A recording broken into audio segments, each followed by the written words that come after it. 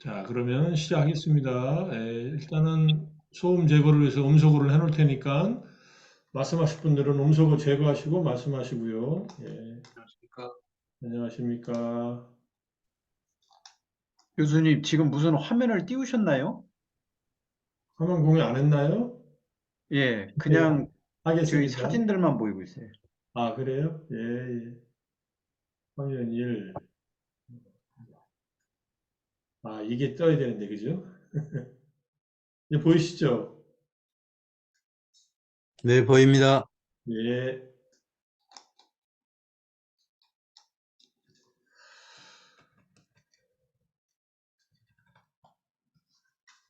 자,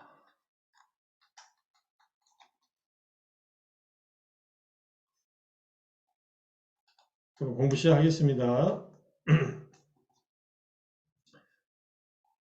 이게 우리가 진도를 정해놓지 않고 그냥 공부하는 데까지 공부하자는 식으로 공부하니까 조금 부처님 생애에서 오래 지체되는 것 같지만은 저도 다시 자료를 보고 좀 더 보충하고 채워나가면서 이렇게 조금씩 조금씩 확장해 나가고 있으니까 어쨌든 초기 경전에 나오는 다양한 이야기들 속에서 부처님의 또 생애 속에서 일단은 이걸 정리하고 나서 니까야를 보던 또는 뭐 니까야에 대한 어느 정도 개관이 됐다고 생각되는 수준이면은 이제 뭐 청정도론을 보던 이렇게 공부를 이어나갈 생각입니다. 지난 시간에 지지난주 아마 3월 17일이라고 생각되는데 제가 21일 날 회의 때문에 참석을 못해서 17일 날 공부를 할 때 이 5가지 꿈 얘기하고 끝났습니다. 그래서 이 순서대로 하면은 이게 첫 번째 꿈이고 부처님께서 히말라야를 베개 삼아서 인도 땅을 침대 삼아서 양쪽 손으로 양쪽 바다에 양쪽 발도 바다에 이렇게 잠기는 꿈을 꿨다. 이런 꿈을 꾸고 그 다음에 이 부처님의 배꼽에서 나온 이 띠리아풀이 위로 올라가는 것을 꿈을 꾸고 세 번째가 요게 1번, 2번, 3번, 4번, 5번 이렇게 돼요. 꿈 순서로 하면은. 그래서 네 색깔의 이 새들이 사방에서 날아와서 부처님한테 와서 흰색으로 다 변했다. 이게 이제 네 계급이 부처님 앞에 와서 이제 똑같은 제자가 되었다는 그런 뜻이고, 그 다음에 여기 네 번째 꿈은 이제 요게 네 번째 꿈이네요.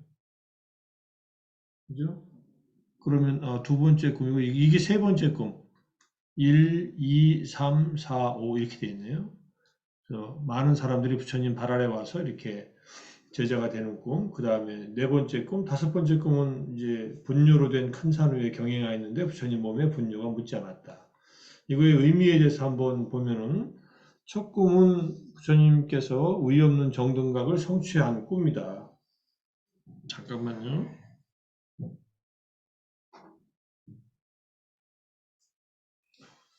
부처님의 배꼽에서 풀이 나와가지고 하늘에 닿았다는 것은 이제 완전한 깨달음을 성취했다는 꿈. 이게 아직 깨닫기 전에 꾼 꿈이니까 좀 예언적인 꿈이죠. 실제로 이 꿈 자체가 꿈은 인간만 꿈을 꾸는가 하는 것도 사실은 인간들은 꿈을 보고 하니까 알겠지만은 인간만 꿈을 꾸지 않을 것 같아요. 의식이 있는 존재들은 꿈을 꿀 것 같아요. 어떤 형태로든 그건 우리가 확인할 수 없으니까 쉽지 않지만은 뭐 나중에 그런 기계가 나와서 원숭이나 침팬지나 또는 다른 동물들의 뇌파를 추적해가지고 인간의 꿈과 함께 그 동물들의 뇌파를 측정할 수 있는 도구가 나온다면은 뭔가 확인할 수 있는 것도 있겠지만은 뭐 불교적으로 본다면은 저는 의식이 있으면은 어, 잠을 잘 때 꿈을 꿀 수 있겠다는 생각을 합니다. 꿈은 뭐 이미지로 나타나고 그러니까 다들 동물들이나 곤충들도 세상을 이미지로 파악을 하지 않습니까? 그렇게 생각하는데 동물들의 꿈에 대한 연구는 혹시 보신 적 있으신가요? 아직 본 적은 없어서 제가. 어쨌든 첫 꿈은 깨달음을 성취한 꿈, 두 번째 꿈은 이제 부처님께서 신과 인간들에게 팔종도를 잘 드러낸 그 꿈 내용이 그렇고, 세 번째 꿈은 흰 옷을 입은 많은 제가자들이 부처님께 평생을 귀의한 꿈, 네 번째 꿈은 네 가지 계급, 크샤트리아, 바라문. 본래 바라문이 사제 계급으로 이제 크샤트리아보다 위에 있는 계급인데 부처님이 태어날 당시에는 바라문들이 많이 타락을 해 있어가지고 크샤트리아가 더 존경받는 그런 시대였다고 또 얘기를 합니다. 크샤트리아와 바라문은 이제 지배 계급이고 와이샤는 평민들이고 수조라는 노예 계급들이니까 이 말은 지금 산스크리트로 일단 써놨습니다. 자, 어쨌든 이 네 계급이 열애가 선언한 법과 율에 의지해서 집을 나와 출가한 뒤 의없는 해탈을 실현한다. 그 출가하면은 다들 계급이 의미가 없고 출가 순서대로 이제 뭐라고 할까 학렬 같은 게 정해지죠.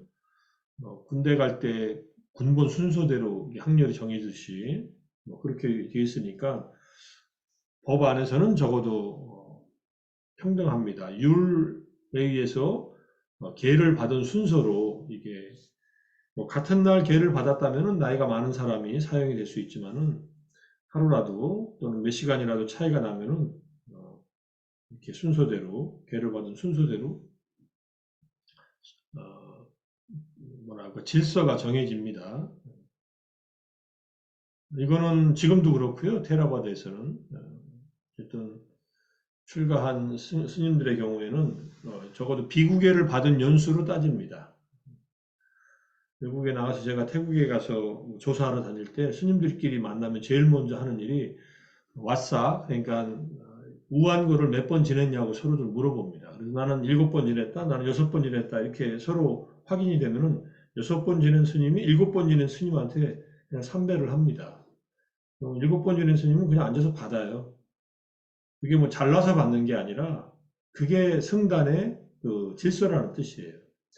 6번 지낸 스님이 7번 지낸 스님보다 학식도 많고 나이도 많고 뭐 깨달음을 얻었을 수도 있어요. 근데 그거는 의미가 없어요. 거기서는 순서대로.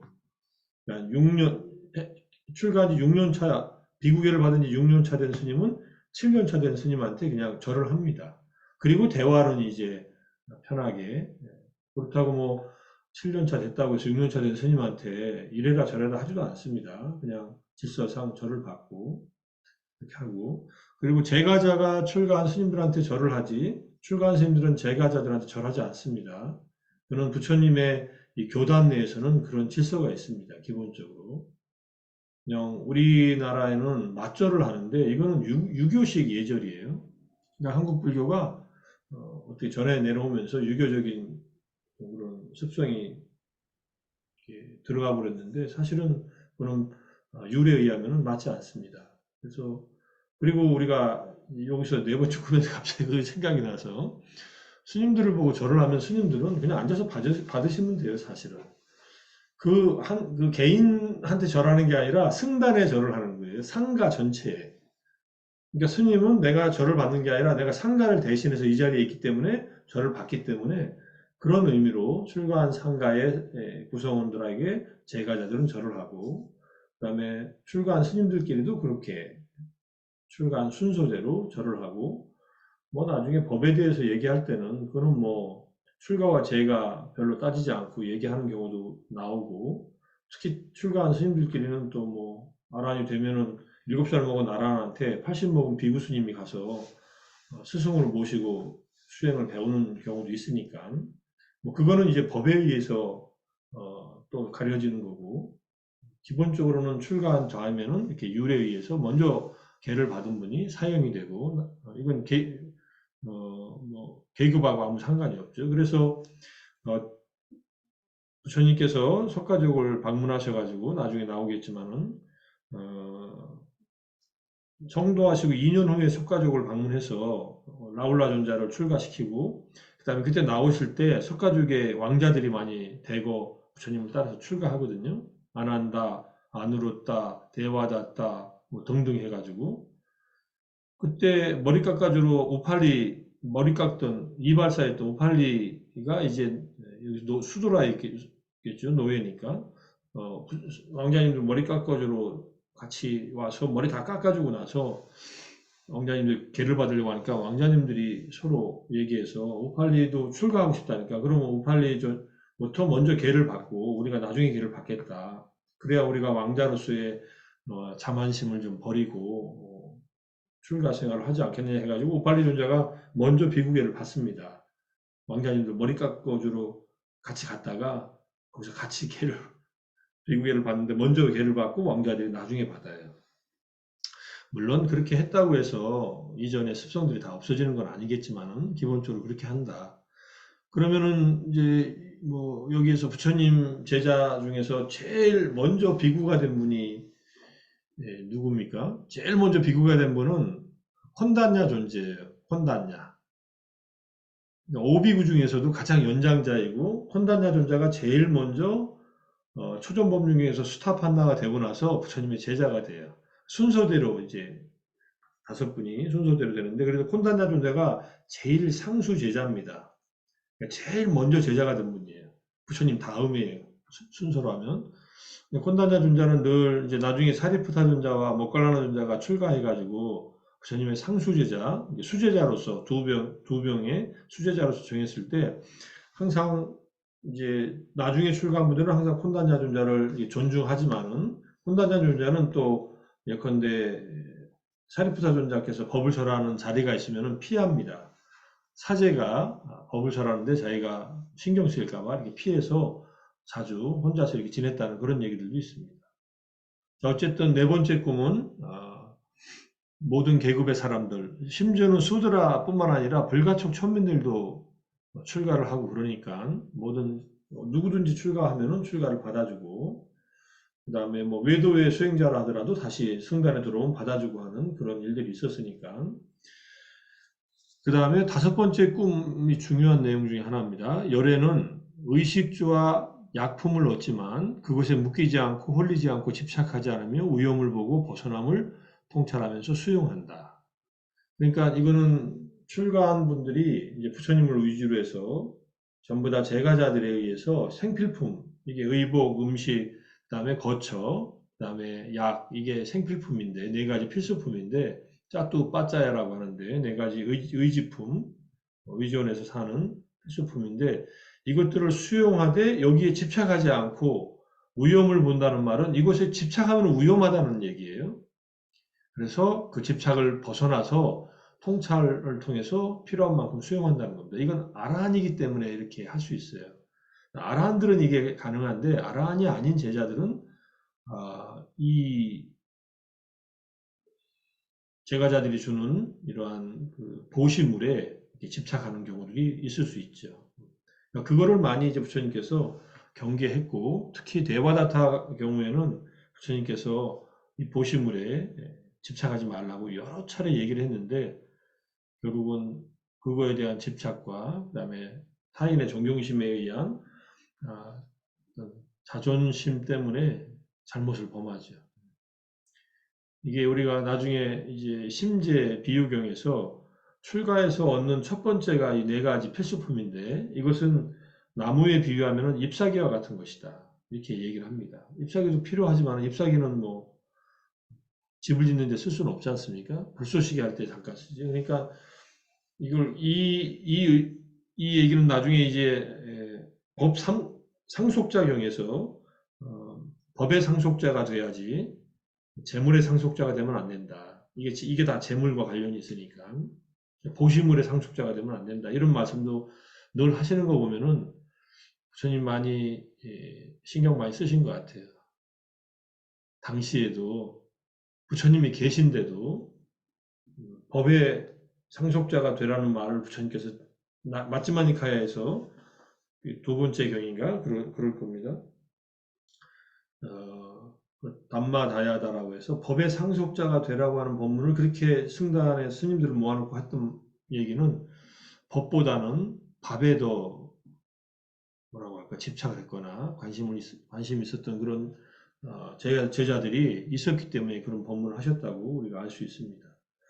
어쨌든 부처님은 아라한이 아라한들은 워낙 세속적으로 이런 네 가지 필수품을 세속에 있을 때처럼 모아두고 그것을 집착하고서 쌓아두지 않는다라고 하는 그런 아란이 못하는 9가지 일 중에 하나가 있습니다.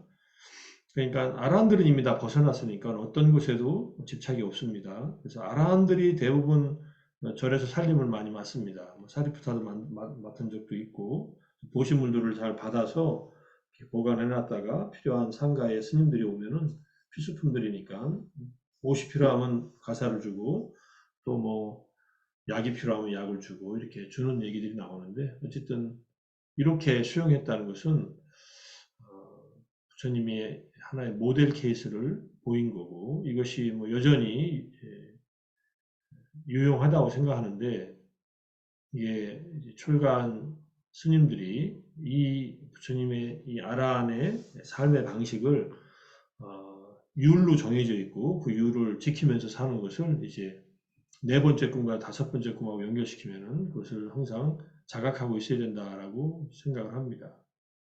네, 현실은 그렇지 못하니까 참 안타까운 점들이 많죠. 네. 저도 뭐 절집에 있었고, 그 다음에 지금 절집 사정을 보면은 그렇지 않아요. 오히려 들어온 모든 그 보시물을 잘 운용하고 있는 종단들은 조계종 외에 다른 종단들 중에서 제가 알기로는 쟁각종이나 또는 천태종이나 또는 원불교나 이런 데가 오히려 다 더 잘 운용하고 모든 보시물들을 같이 모아서 배분하면서 그렇게 하는 걸로 알고 있는데 겉으로 일단은 제가 드러난 거에 의하면 속사정은 뭐 정확하게 다른 모르지만 기본적으로 그런 얘기들을 들은 적이 있어서 조계종은 독립채산제예요. 그러니까 독립채산제인데 절들을 어떻게 맞느냐에 따라서 크게 달라지잖아요. 최근에 만난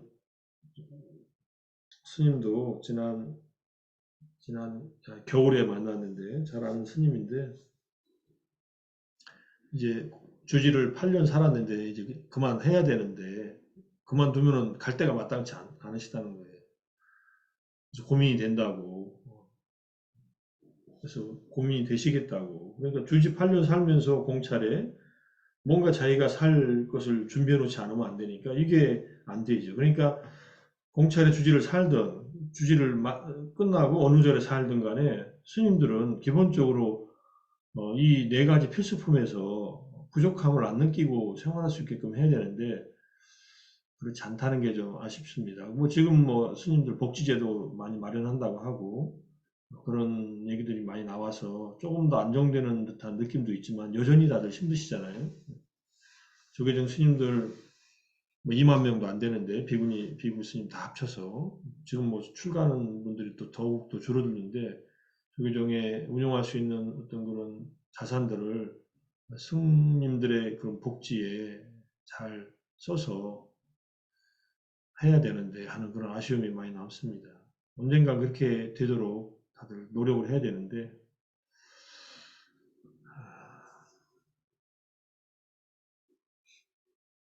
알아서들 하시겠거니 하는데 알아서 못 하시니까 참 제가 이렇게 투덜투덜 하네요. 자, 어쨌든 부처님께서는 정등각 깨닫기 전에 이러한 5가지 큰 꿈을 꾸었다라고 하니까 꿈의 의미에서 우리는 이게 하루 전에 꾼 꿈인데 이런 꿈을 꾸고서 당신의 평생 사는 그 깨달음을 이루고 난 뒤에 평생 일어날 일에 대한 예언적인 꿈을 꾸신 거죠. 우리도 깨닫기 전에 무슨 꿈을 꾸지 않을까 싶은 생각도 들지만 좋은 꿈 많이 꾸십시오. 자, 그 다음에 이제 깨달음 직전의 항마. 제가 지금 이 자료는 드랍박스에 올려놨어요. 오늘 날짜로해서 올려놨으니까 드랍박스를 한번 보시고요. 뭐 이전에 있던 자료에 좀 더 보충해갖고 놓았습니다. 깨달음 직전의 항마라고 해서 마군을 항복받았다 이런 말이 나오는데 이때 보디사타 수행자께서 극복한 번뇌가 마라의 군대라고 하는 건데요. 이게 수타니파타 436개성부터 438개성 세 개성에 나오는 얘기입니다. 첫 번째 감각적 쾌락, 이게 까마라고 되어 있죠. 제가 여기 이제 표시를 해놨습니다. 까마. 그 다음에 불쾌감.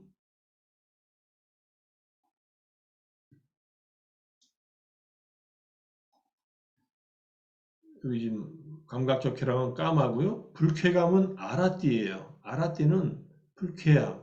라띠가 즐거움인데 아라띠는 그 반대니까. 배고픔과 목마름. 이거는 꾸, 꾸삐빠싸. 그 다음에 갈망은 가래, 타나. 혼침과 조름, 티나밌다. 공포는 여기 비루. 그 다음에 회의적 의심은 위치기자. 그 다음에 자신의 잘못을 감추는 것과 고집, 마코 탐보, 이익 칭찬, 존경받음, 잘못 얻은 명성. 이게 라뽀, 실로코, 그 다음에 사카로, 리차라또. 실로코가 칭찬이네요. 그 다음에 야소, 미차라또 야소. 요게 이제 잘못 얻은 명성이죠. 미차가 잘못이고, 라따가 얻다. 그리고 야소가 명성이니까. 그 앞에 이익이나 칭찬이나 존경받음 같은 것들도 이게 마라의 군대라는 거예요. 이런 것들 통해서 우리를 혼돈되게 하니까. 그 다음에 자신에 대한 칭찬과 타인에 대한 비방. 이거는 굉장히 중요시하게 자주 나오더라고요. 아타남, 사무감세, 그 다음에 팔에 아와자나띠. 타인을 비방하는 것. 우리가 많이 하는 일 중에 하나입니다. 타인을 비방하는 것. 안 하고 싶은데 타인을 많이 비방하죠. 타인이 잘못한 일을 그 사람이 있는 데서 지적하는 것은 뭐 비방은 아니라고 할 수 있지만 타인에 대한 비방도 우리가 많이 하는 잘못이다 이렇게 볼 수 있고요. 정진경에 나오는 얘기고 10가지가 있다. 10가지는 사실 우리들이 항상 여기에 빠져 있죠. 실제로 쾌락, 불쾌, 배고픔과 목마름이 이제 생리적인 문제니까 가래, 혼침과 졸음, 회의적 의심 뭐 이런 것들 또 수행자들이 빠져 있는 것들도 있고. 자, 그래서 이 10가지 마군을 항복받았다는 얘기가 나옵니다. 정진경에서. 그 질문이 있는데요. 예수님. 지금 네, 10가지 후보했는데 네, 자신의 잘못을 감추는 것과 고집은 다른 거 아닌가요? 자신의 잘못을 그거 감추는 것의 하나가 있고요. 고집이 하나가 있는데, 고집 그러니까 그렇게 하면 중에서는 11가지. 여기 그럼 이익, 칭찬, 존경받음, 이게 같이 유사한 것들을 묶어놓은 것 같아요. 11가지가 될 수도 있겠죠, 스님. 네, 아니 12가지도 될 수 있을 것 같아요. 자신에 대한 칭찬과 비방을 분리하면 또 그렇죠. 12가지도 될 수 있을 것 같고. 네, 맞아요. 이익, 칭찬, 존경받음, 잘못 얻은 명성도 4가지를 따로따로 놓으면은 네. 더 늘어날 수 근데 있는데, 12가지 예, 더 이제 분해할 수 있는데 그거를 유사한 열이란 것들을 숫자로 묶어놓고 이렇게 한 가지로 치더라고요. 배고픔과 목마름도 따로따로 할 수 있지만 이게 생리적으로 우리가 뭔가 부족함을 느낄 때 그것도 마라의 군대다. 이렇게 본 거니까. 네, 스님 뭐 그렇게 생각하셔도 되는데 이제 5가지 덮개 얘기할 때도 욕망, 분노, 그 다음에 티나미다가 나오잖아요. 혼침과 졸음 또는 게으름과 졸음 나오는데 이게 유사한 거지만 약간 다르거든요. 그 다음에 웃다자 끄꾸자 그러니까 불안과 그 다음에 회의, 우울인데 이것도 약간 다른 거예요. 근데 2가지를 같이 묶어놔요. 이렇게 세트로. 그리고 하나라고 치는 거예요. 근데 실제로는 경험할 때는 다르게 경험하죠. 2개를 왜 묶어서 그럴까요? 하나의 세트가 됐다 이렇게 설명하고 있는 것 같습니다. 그리고 여기에 이제 빠따마 첫 번째 군대는 까마이다. 두띠야 두 번째 군대는 아라띠라고 말한다. 세 번째는 꾸삐빠싸다. 꾸삐빠싸 때, 그다음 짜뚜띠 네 번째는 탕하. 그다음 빵짜마 다섯 번째는 티나밌다. 그다음에 찼다 여섯 번째는 비루라고 말한다. 그다음에 사타미 일곱 번째는 위치키짜고 그다음에 아타모 여덟 번째는 마코와 탐보. 마코와 탐보가 자신의 잘못을 감추는 것과 고집. 탐보가 고집센 거거든요. 그다음에 이익, 칭찬, 그다음에 사카로, 미차라또, 야소 이렇게 되니까 이건 4가지가 있는 거죠. 그다음에 요게 이제 9번째고, 그다음에 자신을 칭찬하는 것과 남을 비방하는 것. 자신에 대한 칭찬과 남에 대한 비방은 뭐 대충 같이 나올 수도 있죠. 그렇게 이제 분류해놨다고 아시고요. 교수님, 예, 자신에 대한 비방에 대해서는 말씀하시지 않으십니까, 부처님께서? 자기를 비방하는 거예요. 예, 자신에 대한 비판, 예. 그게 대해서는 그렇게 크게 말씀하시는 게 없으신가 스스로 해서. 자기를 비판하는 거예요. 예. 이거는 약간 이제 꿋꿋자라고 해서 우울하고 과거의 회한에 빠지는 거, 그것도 아, 덕계 중에 그렇게, 하나죠. 예, 5개 중에 하나죠. 네, 네, 내가 잘못했지. 그때 했어야 되는데 안 했지. 그때 한 일이 잘못된 일이지. 이게 이제 과거의 후회에 빠지는 마음이에요. 그거는 네 번째 말씀하시는 장애가 거죠. 되죠. 네, 예, 이제 잘못된 것을 알고 참회하고, 뭐 거기에 계속 붙들려 있을 필요 없지 않느냐. 이렇게 얘기를 하시죠. 뉘우치고 참회하고, 그다음에 더 좋은 일을 또 해야 되니까. 그게 이제 불안과 회한입니다. 하나는 우따자, 도고라고 하고, 불안한 마음. 그다음에 꿋꿋자는 그렇게 후회하고 회한에 잠기고 우울해하는 것이에요. 자, 그 다음에 깨달은 후에 마라의 세 딸이 또 유혹을 합니다. 그 세 딸의 이름이 가레와 타나와 그 다음에 불쾌, 아라띠와 탐욕이에요. 이거 다 위에서 사실 다 나오거든요. 여기 가레 나오죠. 타나. 불쾌, 아라띠 여기 나오죠. 그 다음 라가는 까마하고 까마라가가 기본적이니까 감각적 쾌락에 대한 욕망이니까 탐욕이니까. 근데 이게 특별하게 이 세 가지가 또다시 부처님이 깨닫고 나서 5, 7일, 그러니까 35일, 5, 7일, 35, 그때쯤에 다시 한번 등장합니다. 마라의 딸들 경우는 뒤에 제가 붙여놨으니까 같이 읽어보고요. 자, 어쨌든 10가지 악마의 군대와 마라의 세 딸들. 악마와 마라는 같은 말이에요. 마라, 악마들의 왕이니까. 실제로 보살이 수행하는 과정과 깨달은 후에 만난 존재들인데 깨닫기 전에는 내면의 번뇌라고도 할 수 있을 것이다. 이렇게 생각하고요. 뭐 내면의 번뇌이지만은 이게 외적인 어떤 인격적 존재처럼 얘기를 해요. 그리고 계속 인격적인 존재로 나타납니다. 마라는 부처님 열반에 들 때도 또 나타나요. 마라는 욕계를 관장하는 이 천신 중에 왕이기 때문에 저 말하는 욕계 존재들 붙들어 내려고 길을 쓰고 욕망과 분노의 어떤 그런 경험들을 계속 부추기는 그런 신적인 존재예요. 힘이 세지요, 사실은. 그러니까 부처님에게 계속 시비를 걸어요. 한 예로 부처님 탁발에 가셔가지고 탁발에서 음식을 가져와서 드셔야 되는데 마을 사람들에게 마라가 장난쳐가지고 마을 사람들이 축제가 벌이는 때라서 부처님 오시는 걸 아무도 못 알아차려요. 부처님이 마을을 한 바퀴 쭉 탁발 도는데 아무도 음식을 안 주네. 한 바퀴 쭉 돌고 그냥 마을을 빠져나올 때 마라가 나타나요. 당신이 빈 바루로 가면 안 되니까 다시 돌아가면은 이제 밥을 얻을 수 있을 텐데 돌아가는 게 안 낫겠냐 이렇게 마라가 부처님에게 얘기하니까 부처님께서 탁발은 다시 뒤로 돌아가지 않는다 하면서 오늘은 뭐 음식을 안 먹는 걸로 그냥 지내겠다 하고서 그냥 마라의 그 유혹에 부처님이 그냥 지나쳐서 그냥 가버리십니다. 그렇듯 그게 이제 여기 배고픔에 이제 마군이 작동했겠죠. 부처님 배고픔을 느끼셨겠죠. 전날 한 끼 드시고 이제 아침에 탁발하러 나가셨는데 배고픈데 탁발을 가신 거 아니에요? 그러니까 그때의 그런 마라가 외부에서 이렇게 도전해 왔다. 주님 마음속에 번뇌가 생겼다고 하는 것은 좀 이해하기 어려우니까 그렇게 이제 우리가 이해하면은 그런 만남 외적인 존재라고도 할 수 있겠다. 초기 불교의 번뇌에 대해서는 여기다 제가 붙여놨어요. 나중에 이 파일 받아가지고 한번 읽어보시고요. 이걸 포함해서 뭐 다양한 번뇌들에 대해서 설명하는 내용들이 있으니까 2010년도에 발표한 논문이니까요. 자, 그 다음에 이제 이게 깨닫기 직전 붓다를 공격하는 마라의 군대 이렇게 형상화돼서 공격했던 것들이 결국은 마라의 군대가 이런 10가지 군대들이다. 근데 이 모습으로 아직 깨닫기 전이에요, 이게.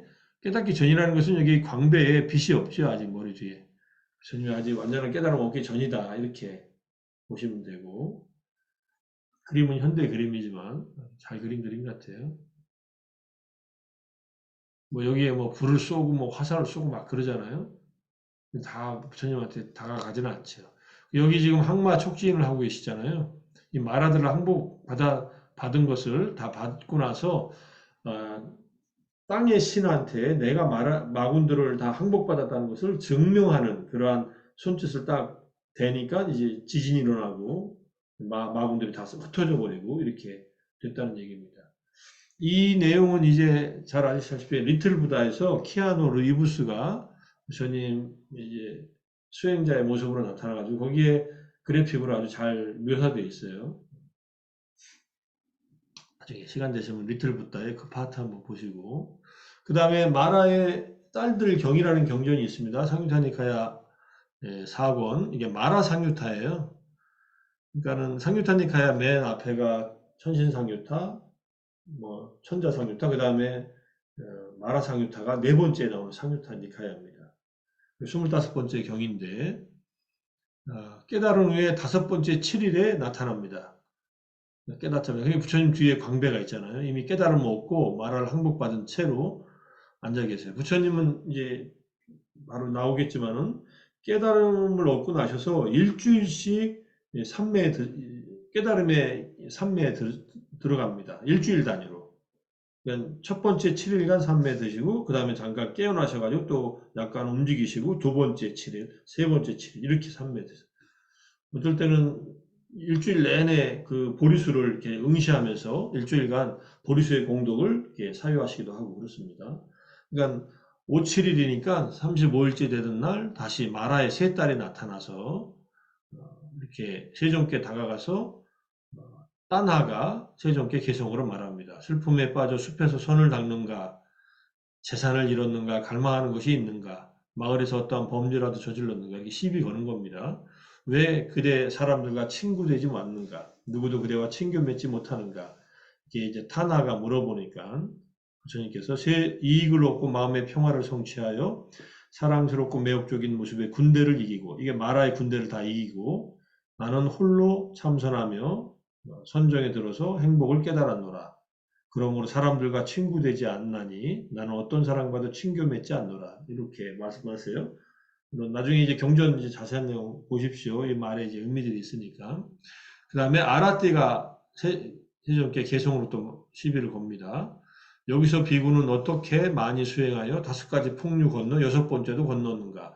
5가지 폭류는 오하분결이고 6번째는 오상분결이다. 이렇게 주석시에서 설명하고 있습니다.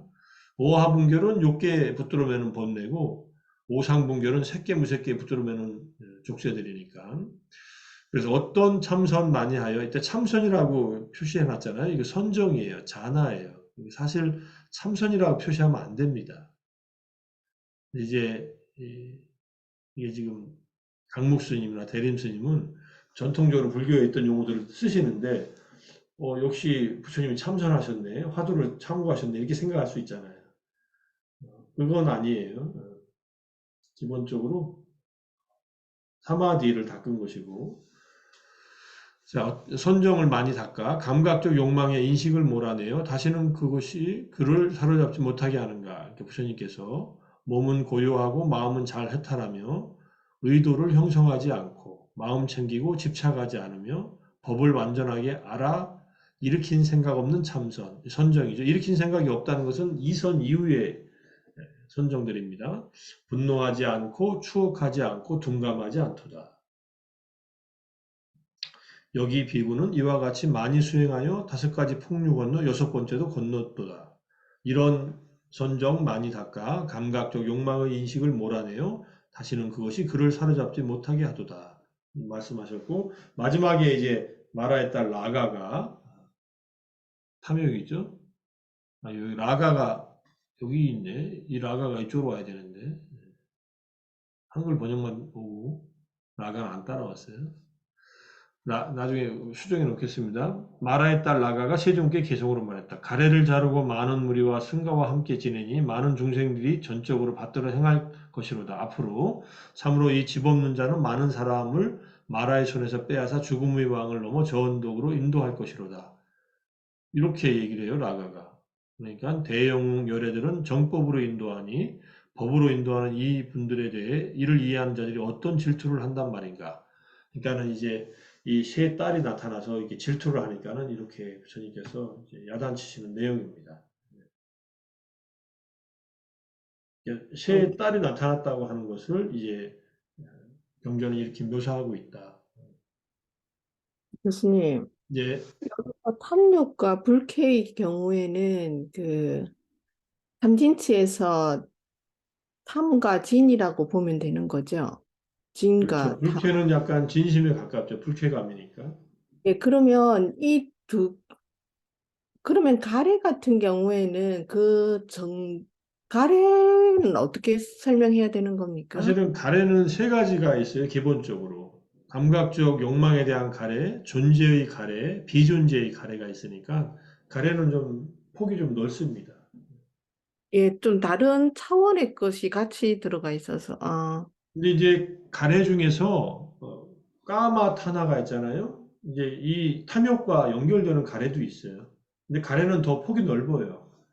여기서 말하는 여섯 번째에서 말하는 이제 오상분결, 거기에 가래가 색계에 대한 갈망, 가래, 그 다음에 무색계에 대한 가래. 그 아마 루파 라가로 되어 있는지 루파 타나로 되어 있는지 그럴 겁니다. 아마 루파 라가인데 그게 유예예요. 존재의 가래가 결국은 색계의 존재를 이제 욕심내는 것과 무색계의 존재를 욕심내는 것을 그 유예라고 해요.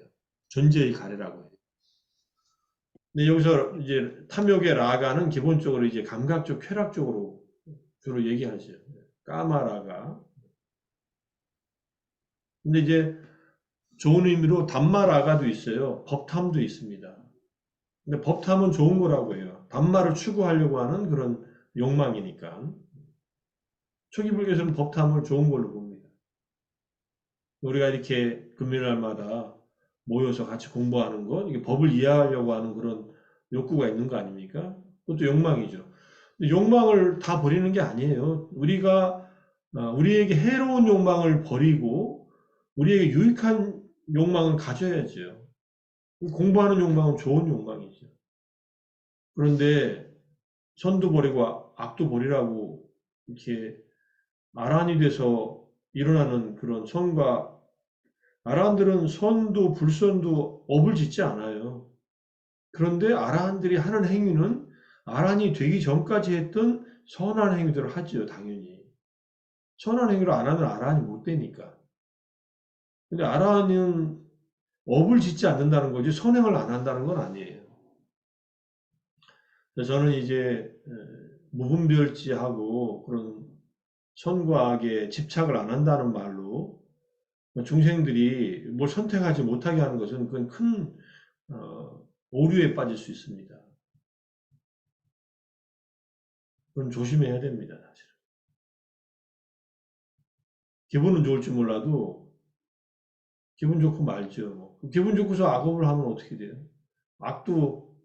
악업에도 매이지 말라고 했으면서 악업을 행해요? 그건 악업에 묶이죠. 아직 그리고 아란이 되거나 붓다가 되면 악업 자체가 일어나지 않는데 그분들이 하는 행위는 도움이 되는 행위들을 하고 순수한 행위들을 하지 거기 어디 번뇌가 붙어서 행위들을 하겠어요? 이 부분이 불교를 배울 때 많이 헷갈리는 부분이에요. 여기 부처님은 의도를 형성하지 않는다는 말이 이게 업을 짓지 않는다는 말이에요. 의도를 형성하지 않지만은 부처님은 정법으로 인도한다고 했잖아요. 정법은 뒤에 또 얘기하겠지만 그러니까 부처님께서는 이미 감각적 욕망 다 몰아내서 자유롭고 분노하지도 않고 추억하지 않고 둔감하지도 않고 부처님이 하는 행위는 이 정법을 인도하는 행위로 중생들을 가르친다는 거. 그러니까 이건 굉장히 유익한 행위를 하는 거죠. 우리들이 하면은 엄청나게 선행을 하는 거고요. 선업을 짓는 거고, 부처님은 업은 되지 않지만은 좋은 선행을 하시는 거죠, 실제로.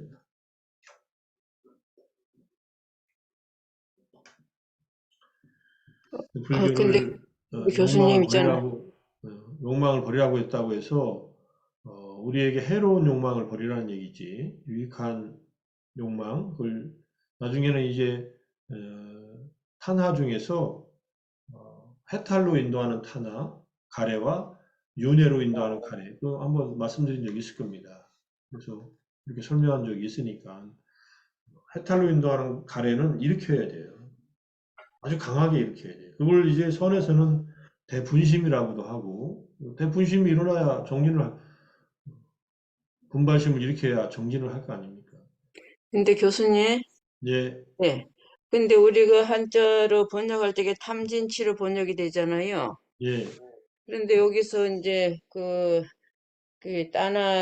따나는 어떤 가래고, 아라띠는 불쾌고, 라가는 탐욕이라 한다면은, 이제 불쾌는 성냄이라고 보고, 탐욕, 라가는 탐이라 본다고 하면, 가래에 대해서 그걸 치심의 하나로 봐야 되는 거 아닌가 하고요. 아니요, 그렇지는 않아요.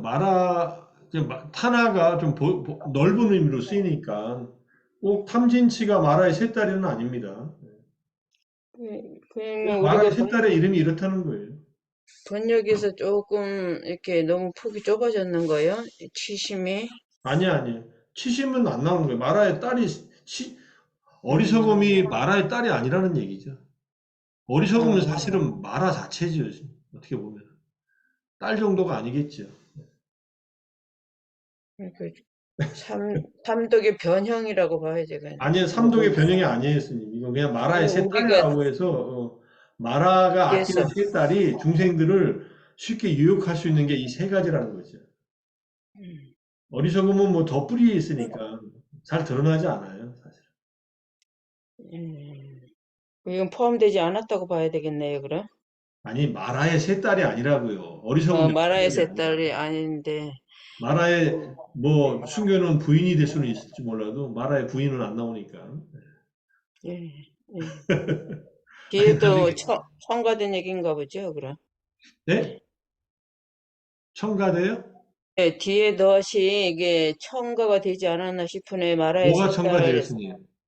치시면 치심은 나중에, 첨가된 게 아니라 근본적으로 어, 있는데 마라의 세 딸이 안 나왔다고 치심이 없는 게 아니라 치심은 네. 더 근본에 있다고요. 음, 딸 정도가 아니라는 얘기죠. 마라의 어, 본질이라고 할 수 있습니다, 스님. 예, 예.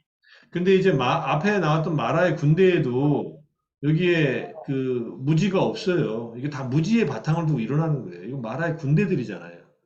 음, 근데 마라 자체가 어리석음이라고 하지는 않습니다. 마라는 어쨌든 우리의 마음을, 근데 마라의 뿌리에는 이제 미혹이 있다라고 볼 수 있겠죠, 사실은. 어리석음.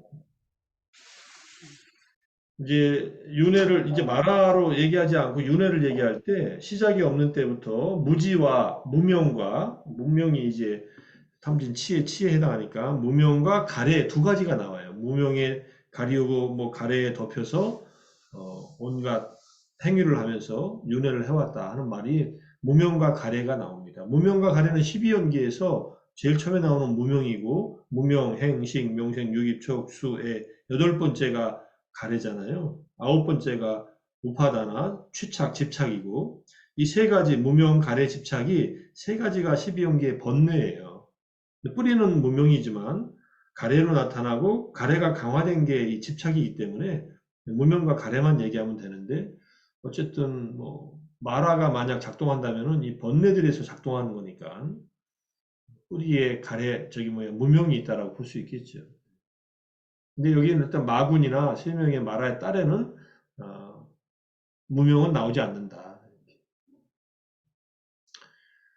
자, 그래서 항마촉진의 석굴암 본전물, 이 앞에 나온 이 그림에서 나오는 촉진하고 있는 그림, 석굴암 본전불이고요. 석굴암 본전불은 정말로 이 간다라 불상의 양식을 따서 만들었다니까 탁월한 부처님이고 이 마하보디 대탑 안에 석굴암 본전불이 딱 들어가 계시면 딱 좋을 것 같아요.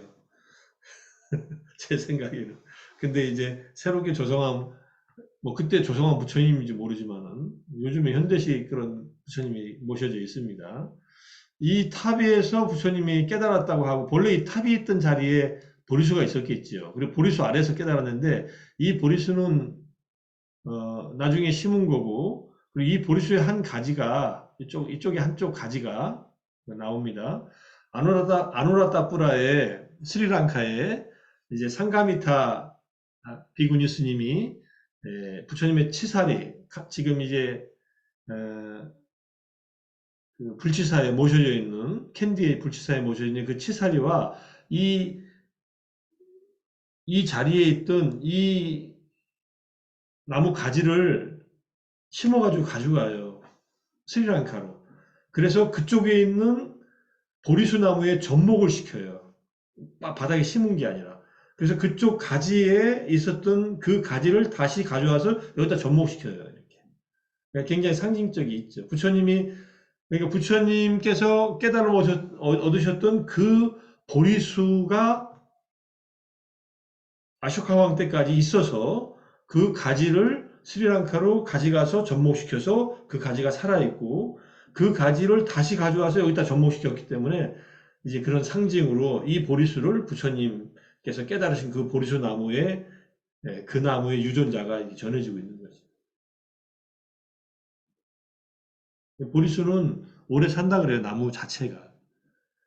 그러니까 뭐 스리랑카로 간 그 접목한 보리수는 본래 있었던 보리수도 오래됐지만은 2,300년 동안 거기 살아있는 거죠.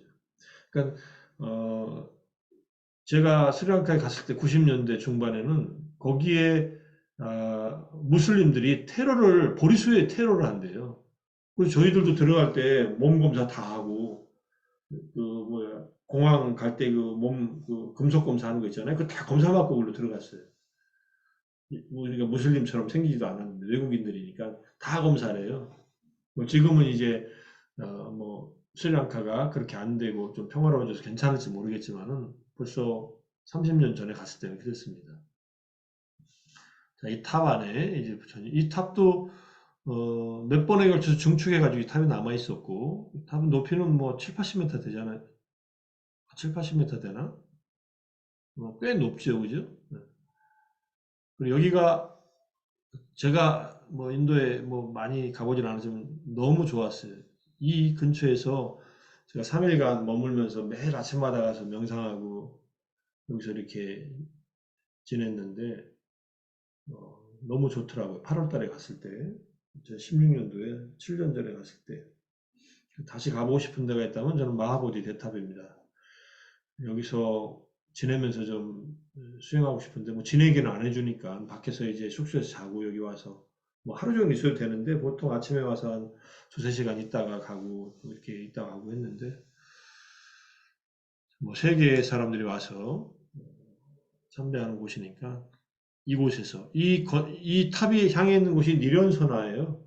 이 탑이 향해 있는 곳이 동쪽이고요. 그 동쪽 쪽에 전정각산이 있고 그 강을 건너서 그 다음에 그쪽에 이제 수자타 마을이 있고 뭐 부처님께서 고행하신 고행님이 있고 고행했다고 하는 그 동굴에 부처님이 또 모셔져 있고 그런데 어쨌든 그 건너편이 있고 거기에서 고행하시다가 이쪽으로 건너오셔가지고 멀리 가시지도 않았어요. 고행 끝내고 바로 수자타한테 우유죽을 드시고 이쪽으로 건너오셔서 여기서 얼마 되지 않아서 완전한 깨달음을 얻으신 거죠. 뭐 이전부터 닦았던 수행에 힘이 있으니까 그런 에피소드가 있는 그런 얘기입니다.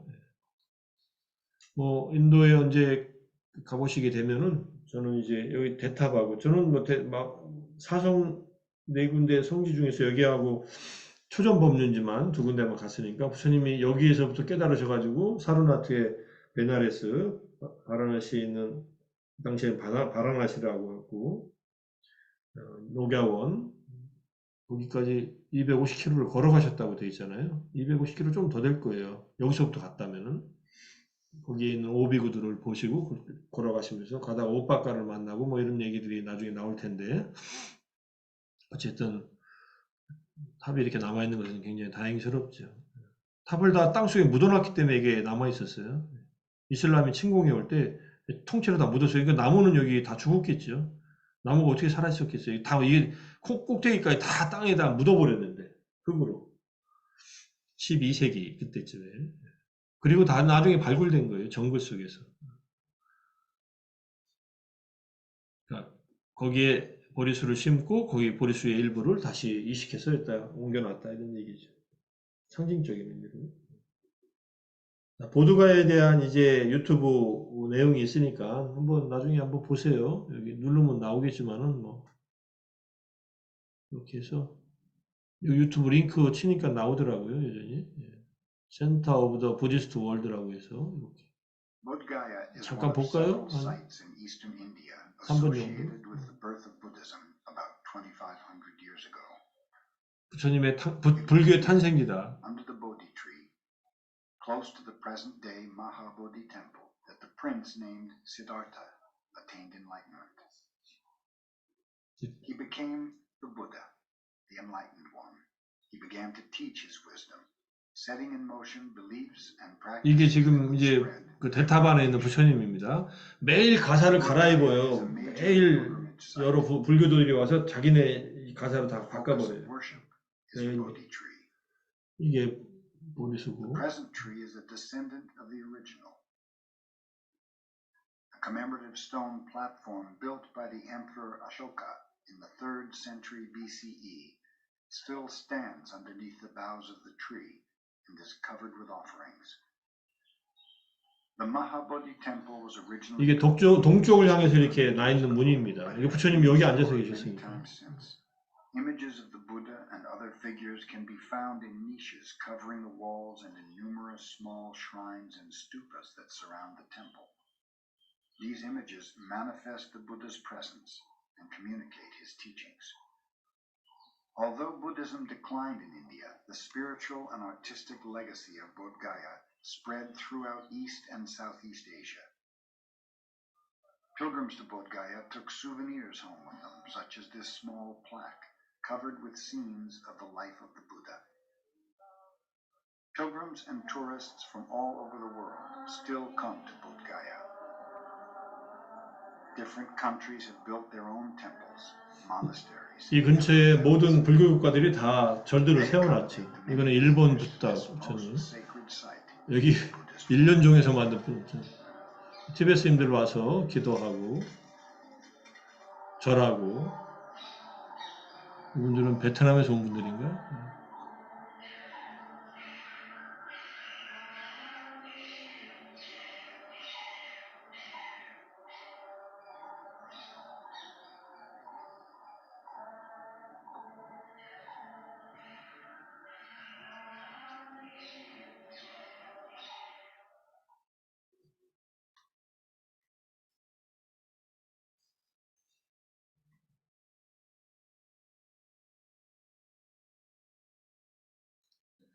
자, 그래서 깨달음을 얻으셨는데 이제 깨달음을 얻는 과정에서 부처님께서는 그 꿈을 꾸시고 나서 아마 깨어나셔서 정진하셨겠죠. 그리고 전날 저녁 6시부터 그 다음날 새벽 6시까지 12시간을 쭉 정진을 하세요. 이 12시간 동안에 깨달음이 일어납니다. 그 네 가지 선정에 의해서 사선을 성취한다. 네 가지 선정, 주석서에 의하면 호흡명상, 즉 입출신념에 의해서 사선을 성취한다. 네 가지 선정에 의해서 사선을 성취한다는 말 좀 이상하네요. 네 가지 선정을 성취한다. 이렇게 돼야 돼. 그죠? 사선은 행복한 길이다.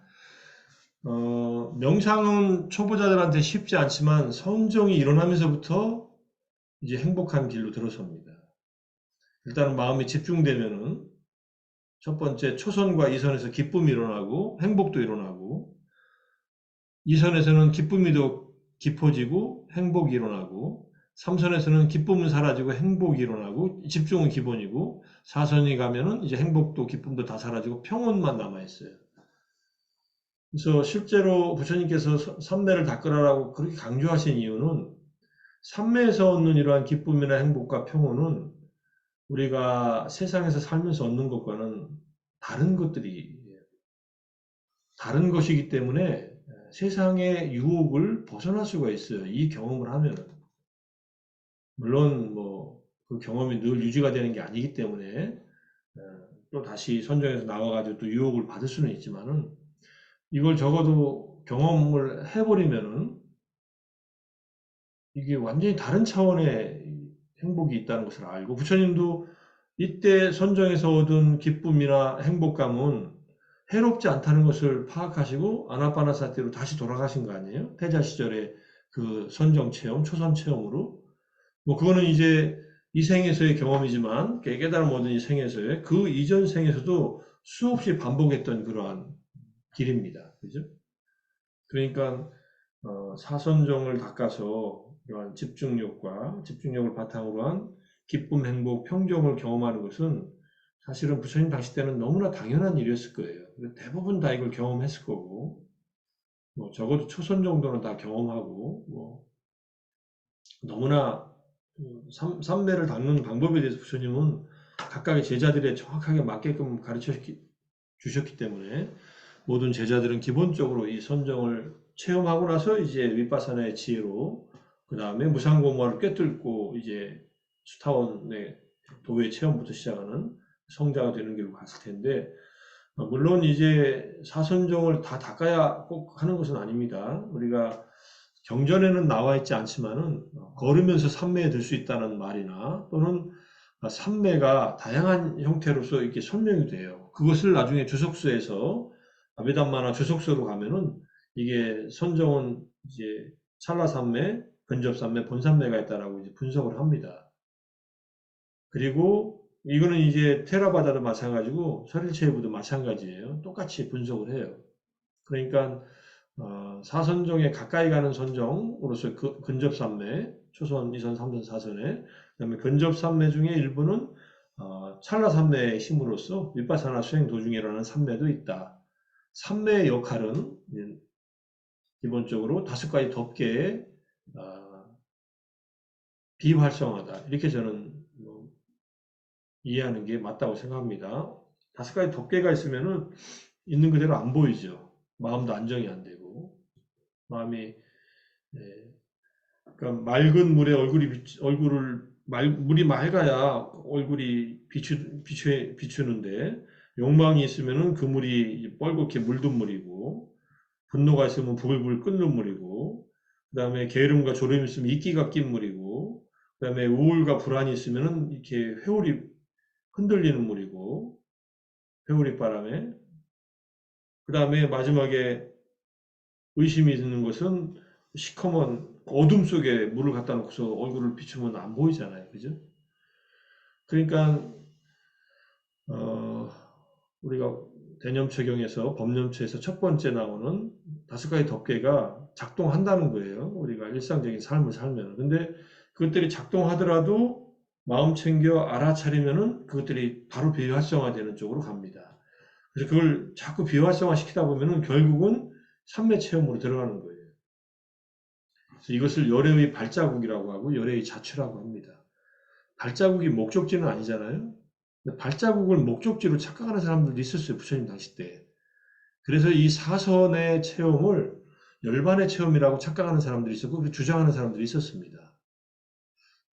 그러니까 선정을 안 닦으면은 감각적 쾌락이 최상의 행복이야라고 생각해요. 중생들은 다 그러고 살지요. 눈, 귀, 코, 혀, 몸 5가지 감각 기반에서 쾌감을 찾는 거예요. 그리고 그것이 진정한 행복이다라고 이렇게 잘못 이해하고 삽니다. 예, 예. 이게 석가모니 부처님이 알랄라 깔라마하고 맨 처음 부타카 알라마 그분을 만나서 사성을 느끼잖아요. 맨 처음에. 맨 처음에 이제 무색계의 7번째와 8번째를 경험하시죠? 그게 그때 느끼는 것이 하고 지금 여기 사성을 느낀 거하고 다릅니까? 안 그러면 같은 거예요? 이제 그 실제로 그 알라라깔라마 앞에 우리가 공부했어요. 알라라깔라마 우따까 라마푸타라는 두 사람을 만나서 무소유처정과 비상비비상처를 경험합니다. 예, 그러면은 무소유처를 가기 위해서는 이전의 사선과 뭔가를 닦아서 거기까지 올라갔을 건데 그 과정이 거기서는 기록되어 있지 않아요. 그래서 아나빠나사띠로 가지는 않았을 거예요. 그러면 뭘로 갔느냐 하면은 가시나 수행으로 갔을 가능성이 높아요. 가시나 지수화풍이나 청황적백의 색깔이나 물질 가시나 그걸 통해 가지고 그걸 극복하면서 이제 무소유처로 들어가고 꼭대기 비비상처로 갔는데 그 과정에서 이런 경험들 다 하셨을 거예요, 부처님도. 왜냐하면 선정에 들어가면 이 경험들을 안 할 수가 없거든요. 근데 문제는 그 두 사람은 그것이 목적지라고 생각했던 거예요.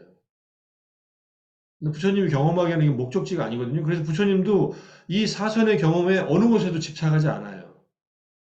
근데 이 과정을 다시 밟아서 사선정까지 가서 새끼 제4선에서 이제 그 다음 단계로 이제 도약을 하죠. 무색계로 가지 않고. 그게 이제 부처님께서 가신 길이에요. 예, 알겠습니다. 이제 저는 이제 그 가르침을 이제 그것 때문에 얘기들이 많이 있어요. 부처님이 깨닫기 전에도 이미 인도에는 요가적인 수행이 있었고 선정 수행이 있었다. 저는 요가를 통해서도 4선이나 8선까지 갈 수 있다고 생각을 합니다.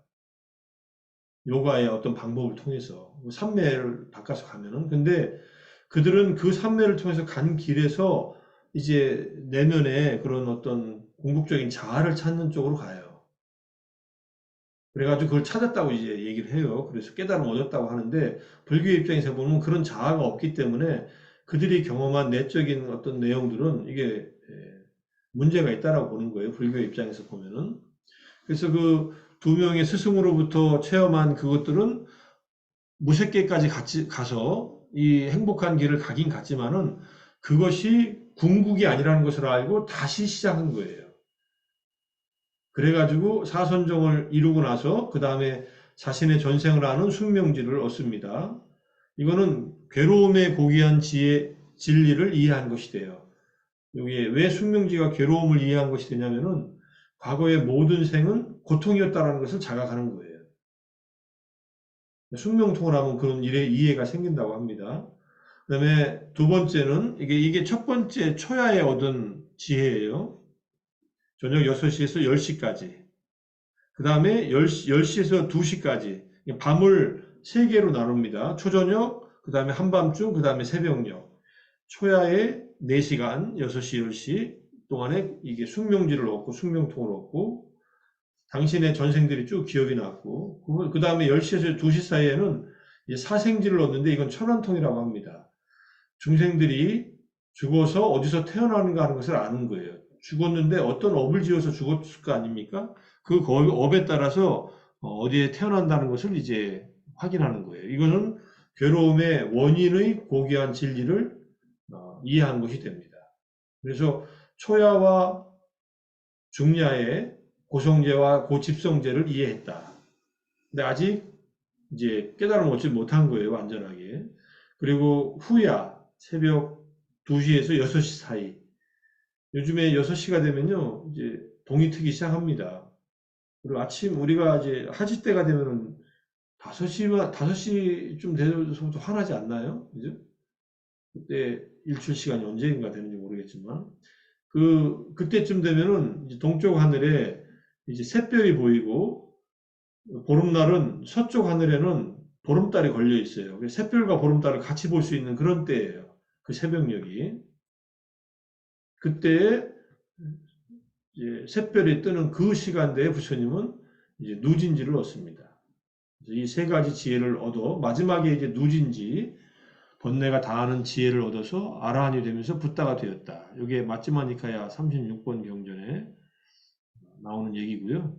누진지에서 끊어진 번뇌가 뭐냐? 아사와 세 가지 번뇌가 있는데 감각적 욕망의 번뇌가 끊어집니다. 이건 욕계에 우리를 속박해요. 이제 까마 아싸와라고 해서. 그 다음에 두 번째 번뇌가 존재의 번뇌예요. 이거는 색계와 무색계에 우리를 속박합니다. 이때 존재는 색계의 존재, 무색계의 존재예요.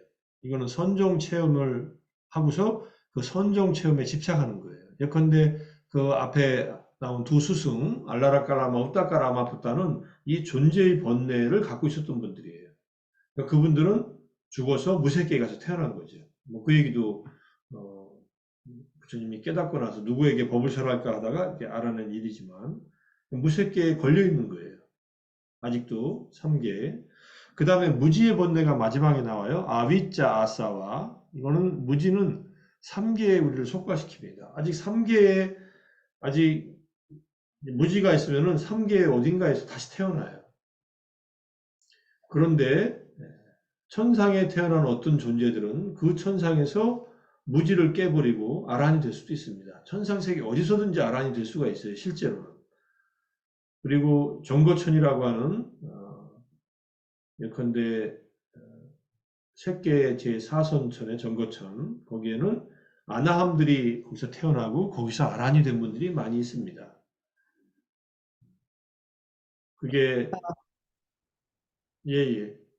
얘기하세요. 교수님, 예. 그 아라한이 되면은 그렇다면 숙명통과 천안통, 누진통 그 신통을 다 얻게 되는 겁니까? 그때 그 성인이 되었을 때는 꼭 다 필요가 없다라고 했지만 아닙니다. 아라 아란이 됐을 때 여기서 세 가지 중에 필수는 누진통이에요. 그 외에는 필수는 아니다. 필수는 아닙니다. 앞에 숙명통이나 천안통이 없는 아라한들도 많이 있었어요.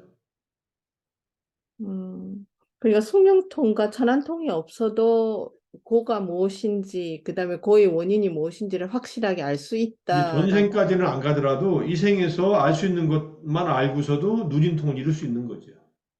알겠습니다. 그러니까 전생에 또는 다른 존재들이 죽어서 태어나는 것을 다 보고 나서 그 다음에 고멸성제로서 누진지를 이루는 것과 금생의 수행을 통해서 금생에서 경험하고 있는 고통과 고통의 원인을 이해하고 끊고 그 다음에 고멸성제를 이룬다면은 이게 이제 그냥 해해탈의 아라한 중에 일부가 그런 아라한들이 있는 거죠.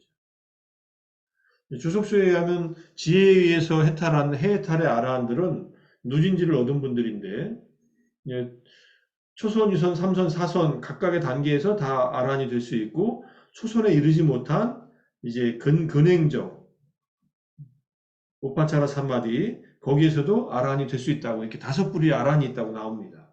해해탈의 아라한 중에서.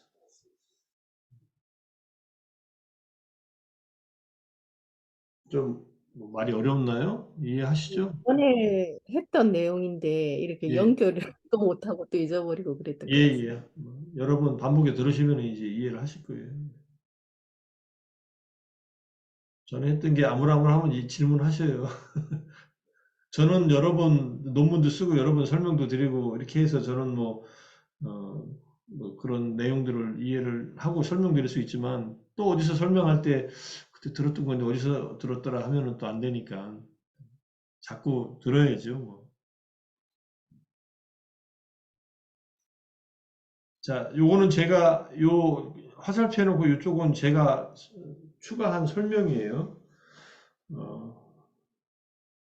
아비자가 그래서 뭘 모르는 것이냐 하면 아주 간단하죠. 고진멸도를 모르는 거예요. 어제 그 명상 대담에서 차드 맹탄이 누가 질문하니까 그 사회자가 질문하니까 지혜가 뭐냐고 뭐라고 생각하냐니까 아주 간단하게 설명하더라고요. 지혜는 고진멸도 지혜가 없는 상태를 무지라고 하고 그것이 아위자고 그것은 고진멸도 사성제를 모르는 거다. 지혜는 반대로 사성제를 아는 것이다.